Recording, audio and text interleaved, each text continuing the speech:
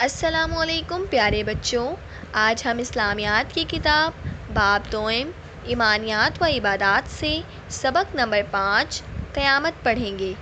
اللہ تعالیٰ کی بنائی ہوئی ہر چیز کو ایک دن فنا ہو جانا ہے۔ صرف اللہ ہی کی ذات ہے جو ہمیشہ سے ہے اور ہمیشہ رہے گی۔ آخرت پر ایمان ہمارے دین کا لازمی جز ہے۔ جب قیامت آئے گی تو سب فنا ہو جائیں گے اور پھر حشر کے دن اللہ تعالیٰ کے حکم سے تمام انسانوں کو دوبارہ زندہ کر کے اٹھایا جائے گا اور پھر ان کے اعمال کا حساب کیا جائے گا۔ پھر نیک لوگ جنت میں اور گناہگار دوزخ میں بھیج دیے جائیں گے۔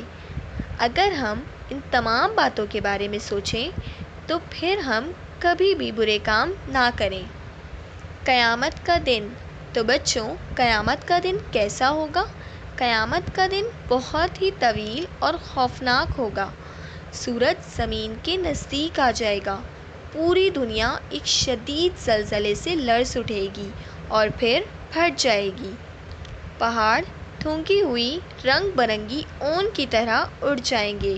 حشر کے دن کسی کا رشتہ دار اور دوست کسی کو نہ پہچانے گا، سب لوگوں کو اپنی اپنی فکر ہوگی۔ آخرت میں لوگوں کے اعمال ناموں میں ذرہ برابر اچھائی یا برائی کو بھی دیکھ لیا جائے گا۔